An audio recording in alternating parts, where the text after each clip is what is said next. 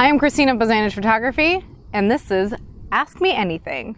Questions that you have asked me. Here we go.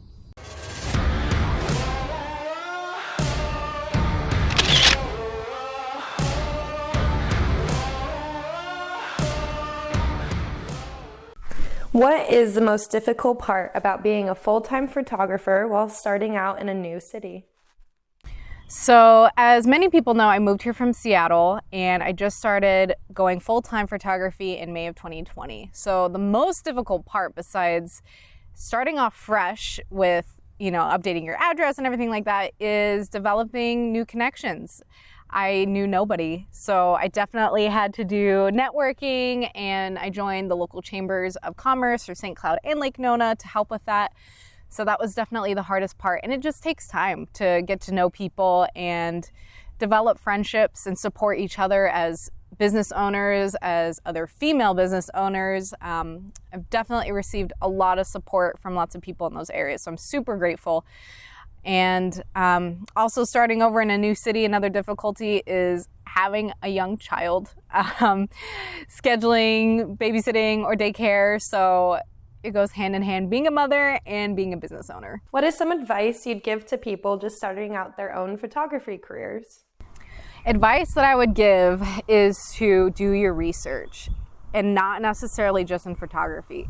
Do your research on the business end, on the accounting, on the taxes, on the legal, contracts, copyright. Everything ties together in a photography business. So you're not only an artist, but you are an entrepreneur, and you need to do things professionally, legally, and so that you are covered and smart about what you do.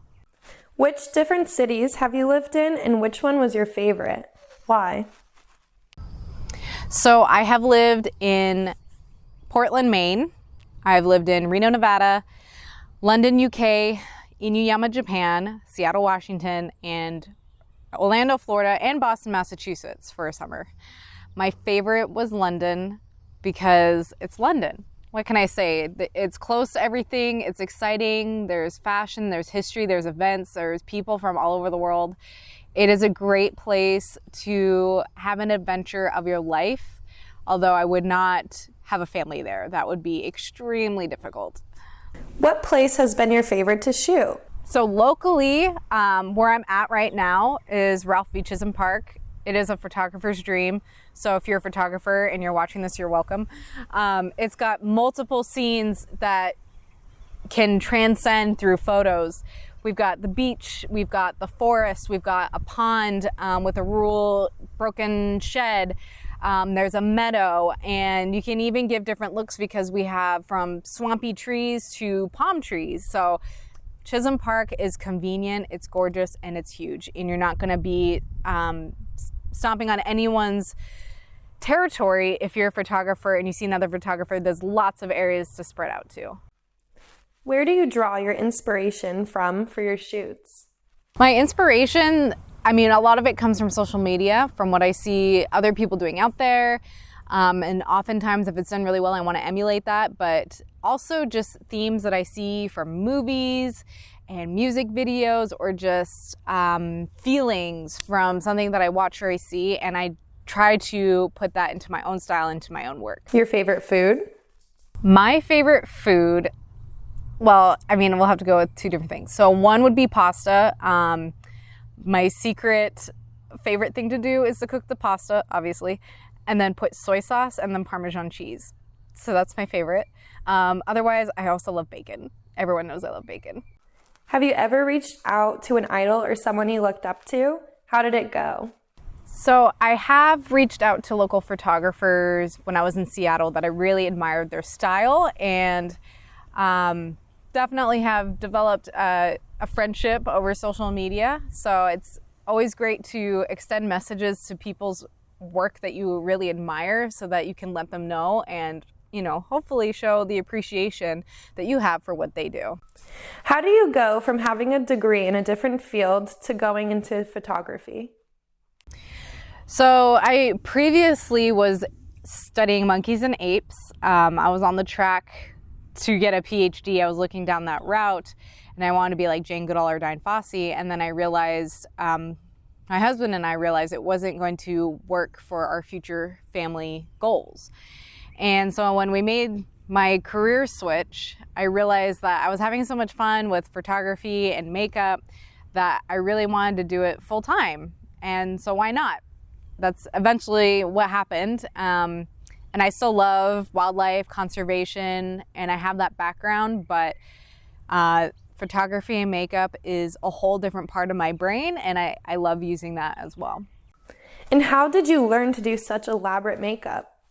So I learned to do elaborate makeup basically by trial and error, experimentation with different products, learning what things do and do not last in different conditions, like if you're using water-based paint, how sweat's going to affect that, glues with glitter and other things to, transform a face into something artistic. It's a lot of playing around, and I've definitely had looks that have failed. When I look back, I'm like, what was I thinking? So experimentation is the best way to learn.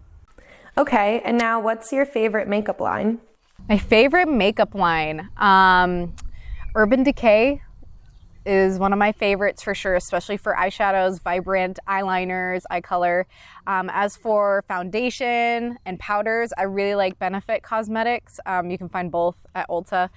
They are the higher end of the cosmetic line, and I think it really shows in terms of the differences in pigment and long lasting and all day wear. So those are my two favorite companies. What do you like when you're mad? What do I like when I'm mad? Wine. I love wine. You're a very talented photographer. What's your most useless talent? That's my most useless talent. So I believe, I don't know what the medical term would be, but I think I'm double jointed in my shoulders because I can do this. I don't know if you can see, but so if you just watch this pucker here, that's some useless talent. I don't know what that's going to do for me in the future, but it's pretty cool, right? What was your most challenging shoot to date and why? So my most challenging photo shoot, I want to say the women's flash photo shoot that we did in March of 2021 was the most challenging because it took so much coordination and gear and supplies and just trying to get the word out.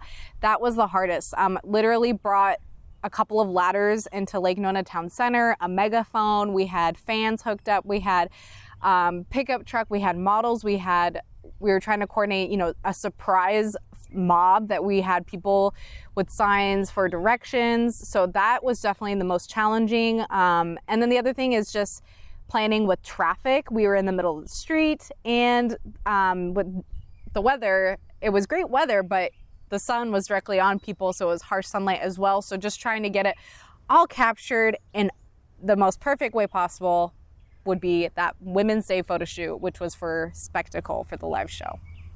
Who is your creative idol and why? So my creative idol, there's an Instagram account called, I think it's Vlad_MUI. I could be wrong if I've gotten her tag wrong, but she does amazing lip art. It takes her hours to do an entire masterpiece so small on her lips. And then I don't know if she's photographing her own makeup, but whoever captures it in pictures, it's just a combination of beautiful things. So I'll be sure to add her tagline so you can check her out. What's your favorite thing to photograph? My favorite thing to photograph would definitely have to be wildlife for the simplistic beauty of nature. And then on the more expressive side, when I do a transformation type makeup session, when you've got the hair, the look, the makeup all done, and just capturing the vision, those are my two favorites. Where is your dream spot to do a shoot? My dream spot to do a shoot would be like something totally wild where you have to take some sort of vehicle or boat to get to and just be completely encroached by nature, like on a cliff or a mountain, and just find a perfect spot with a beautiful dress on a model or a client. I love natural landscapes and having the perfect settings.